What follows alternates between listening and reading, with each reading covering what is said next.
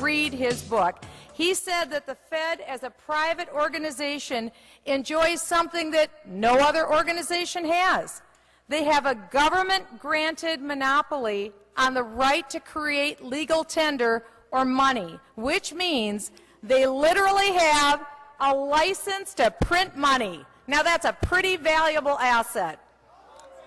And yet since 1913, this organization has been shrouded in secrecy and has never had the curtain pulled back for the American people to know the inner workings until today.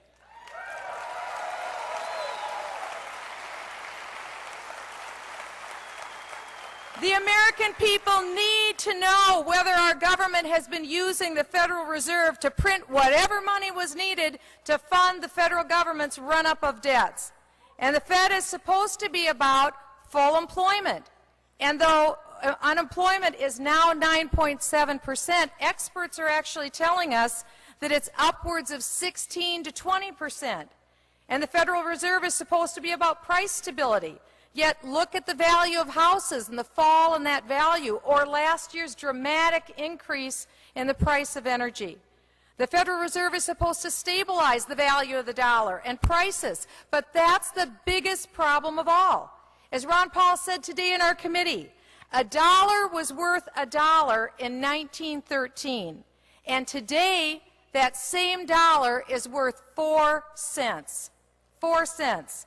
How did our dollar lose 96% of its value if the Federal Reserve was supposed to be stabilizing the value of that dollar, and that was their chief duty?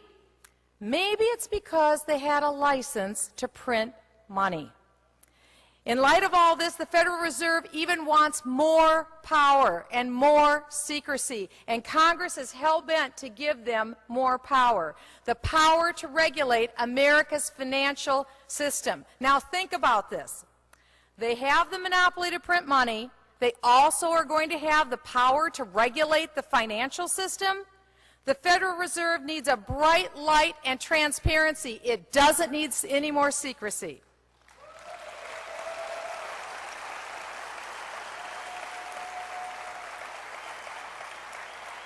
Now, I know you are all very intelligent people. Do you remember last year's $700 billion bailout?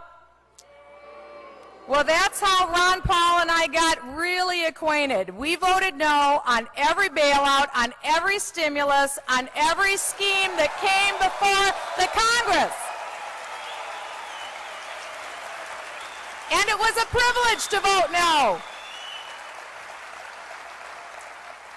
That $700 billion is what everyone heard about.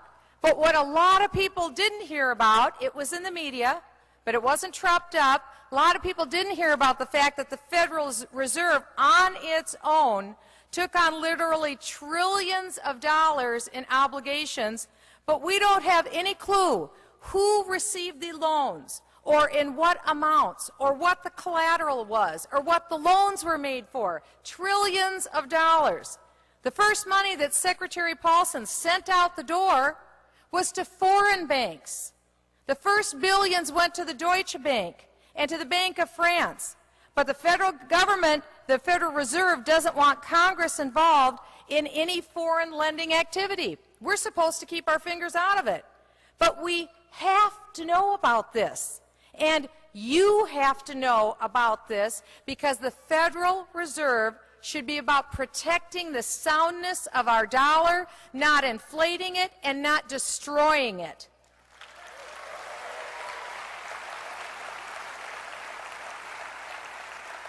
And most assuredly, the Federal Reserve should not be a government unto itself.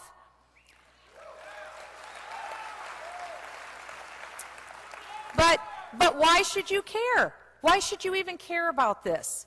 Because you are the generation that will inherit spending-induced debt load unlike any previous generation in the history of this great country has inherited.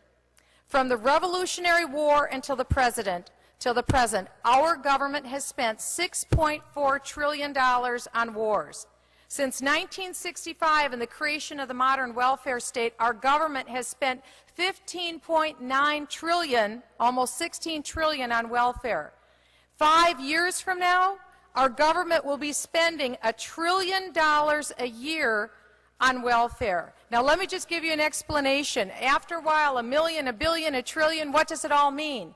If you take 1 million seconds, that adds up to 11.5 days.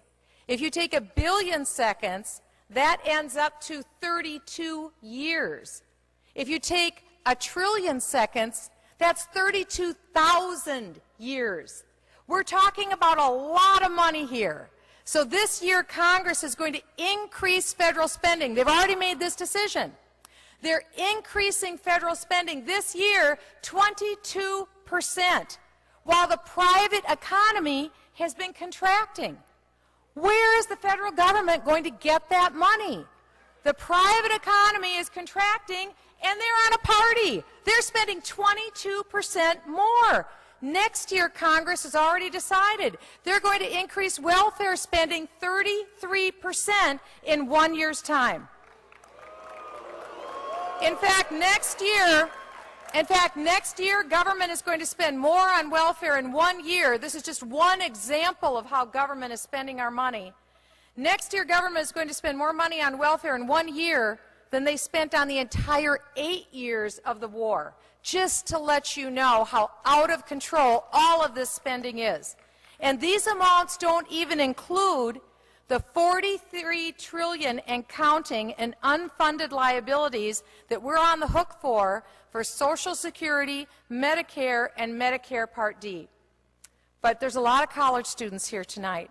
And for college-age students, some experts have estimated that the burden that you're about to bear in your peak earning years, you may be taxed 25% of your paycheck just to satisfy the demands for Social Security. You may be taxed more than 25% of your income just to satisfy the demands for Medicare.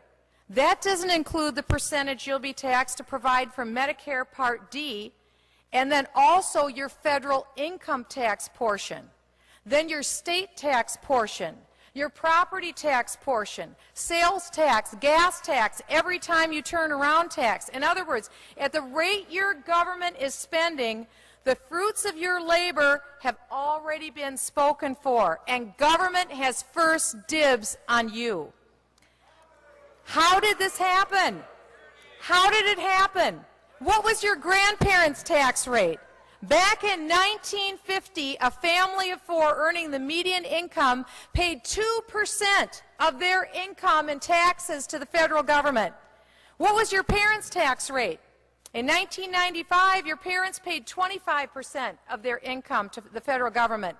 But by 2050, when you're in your prime earning years and approaching retirement, the marginal tax rate on the average family will be, get this, 53% or more. But then add on Medicare, Medicare Part D, Social Security, state and local taxes. That's before the government takeover of health care is being debated in Congress today. In other words, 100% of your check has already been spoken for. How do you like them apples? You can't have everything that you make confiscated by government. It doesn't work.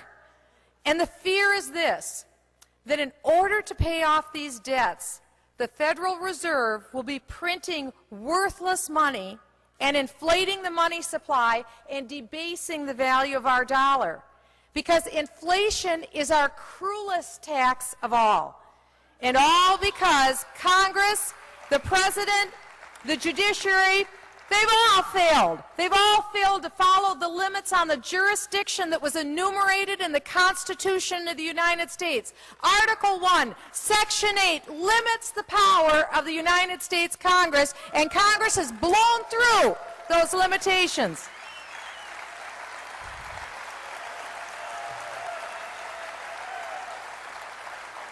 We have a full-blown but predicted monetary crisis on our hands, perhaps as soon as 8 years from